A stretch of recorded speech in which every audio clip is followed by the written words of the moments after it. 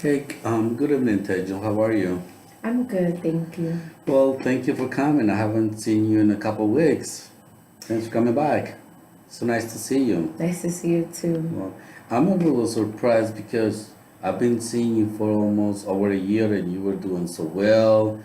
You were coming weekly as we've been discussing it. And what happened last month? Suddenly you stop and I get a call from you. Yes, I mean I was calling you. You didn't answer the phone. And suddenly you call me back. I'm glad to see you, but I was really concerned about you, but couldn't find you nowhere. Can you tell me what happened? Well, Mr. Vasquez, I've been I've been a little off. Can you tell me a little bit more what you mean by off? Sure. Mm. So, um, a month ago, I had an episode. I stopped taking my medication. I'm on Thorazine, as you know. All of a sudden, I was with my kids in my apartment building in the hallway, my two kids, Joey and Joanna. And we're about to leave the house, the building. And all of a sudden, I started to feel things crawling up on my body. I started seeing like this little dead girl, and then her screaming, and all I could do was just starting to like cover my ears, and I just couldn't stand looking at her. And all of a sudden, I felt things crawling up my body like they were snakes, and then I started taking my clothes off. And all of a sudden, next thing you know, my kids are screaming, and I hear the police and they come in and they take me and they put me in the ambulance. Okay. You never told me that you were not taking your medication because we have discussed the importance of the consistency with your medication because when you're not consistent, that's when you start having the side effects and that's when the medication is not as effective. I think we discussed this about having trust, and I think like I said, I've been seeing you for over a year, and I think we have a good relationship. And at this, and I've always been discussing, I've always been telling you how important it is for you to be honest with me, so we can work on the different issues and stuff. Yes. I don't know what happened. I just stopped taking the medication. I felt like it started giving me a dry throat, started bothering me more, and I just stopped. Okay. Did you tell your doctor about the side effects? Because sometimes they can give you lower doses, or they maybe you can try something different. Have you spoken to your psychiatrist about this or not?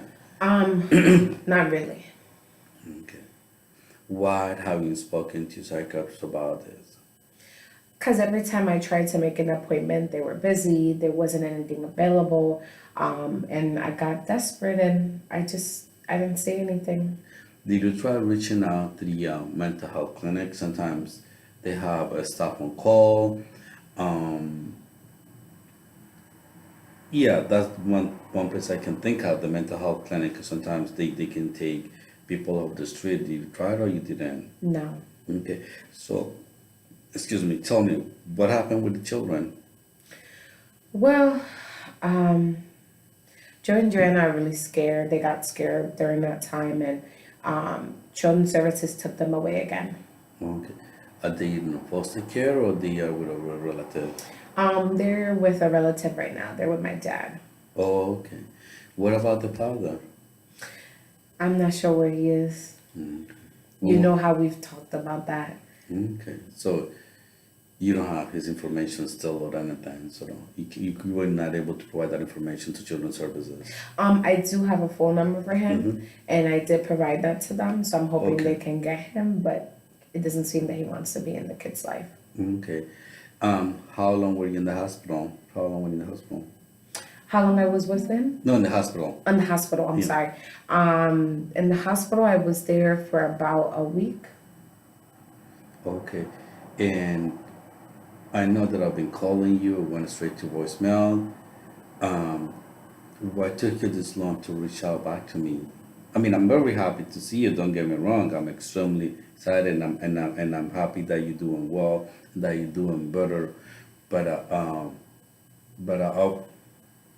we have this good relationship among us, and I'm hoping that when you go through something like this, that you reach out to me because I can help you.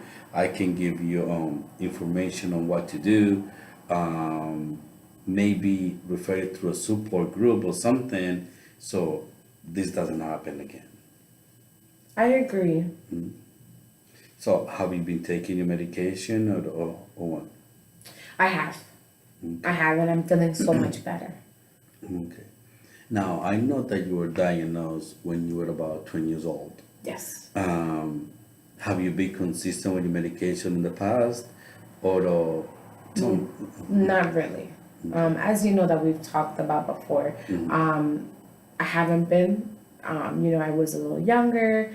I thought that why would I have to take medication? I didn't want to be labeled. I didn't like the fact that I was going to be seen as a schizophrenic person with all the type of stigma there is out there. And I guess because I was, using cocaine during that time and in my teenage years, I didn't really think very much about it. I thought it was the cocaine that was really the causing, effects. yes, the hallucinations or any type of effects. But yeah, Okay, since you stopped taking the medication and we were on and off for the last few months, were you all were you also doing cocaine? You stopped doing cocaine. I stopped, Mm-hmm. but still I've had urges to reuse, and I'm just really scared to relapse. Okay. Have you been to support group on reference to the NA meetings? Have you been I've attending to the tried. NA meetings or you haven't? I've tried, but it's hard with my kids because I'm not making that much money right now, which is another reason why I couldn't get in contact with you because my phone got cut off. I didn't have enough income to really, pay.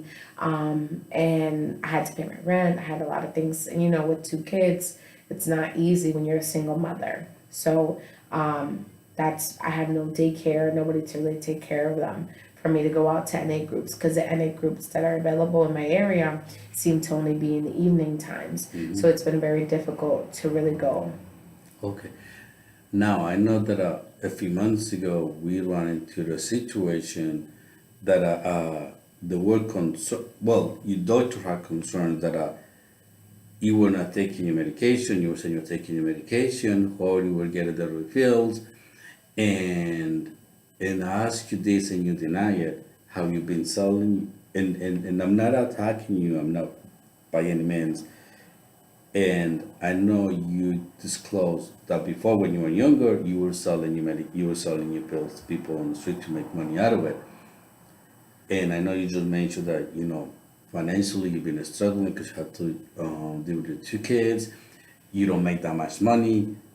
Have you been selling your pills? That's the reason you stopped taking them, or you would stop taking them because of the side effects? It's both. I'm gonna be honest.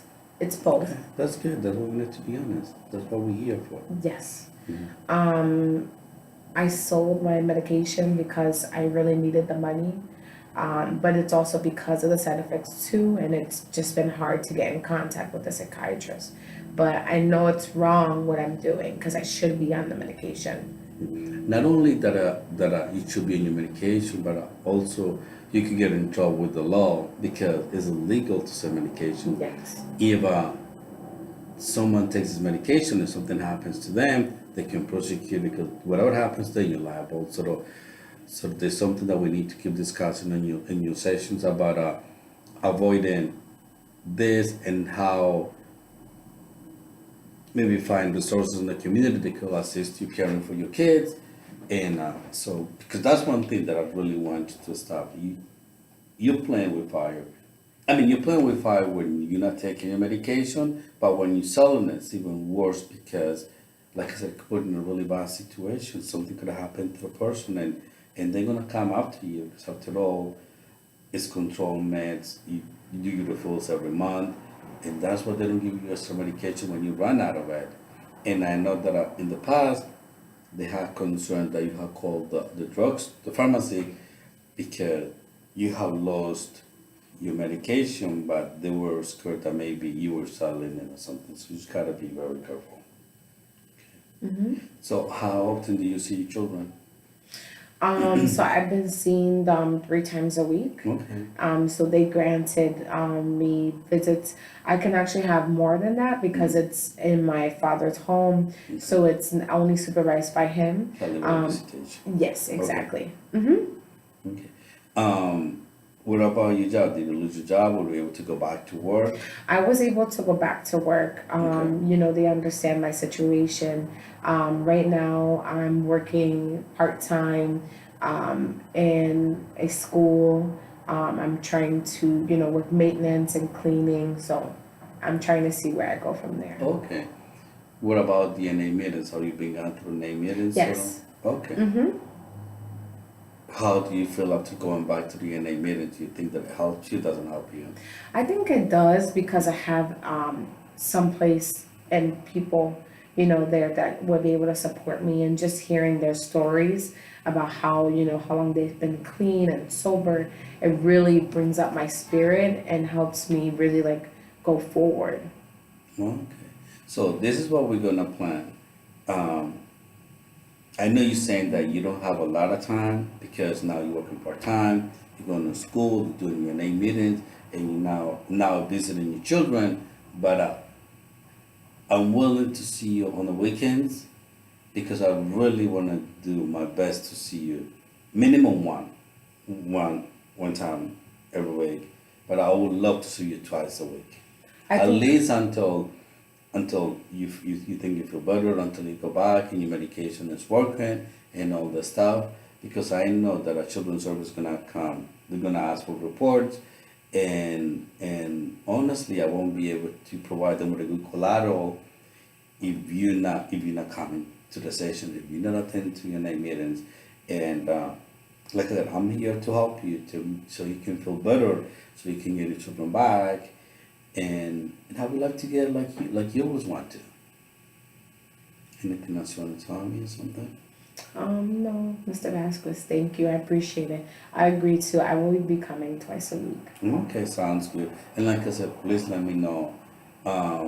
If you cannot call me 24 hours in advance, just feel free to call me early in the morning or 2, 3 hours prior to the meeting. Let me know we cannot make it.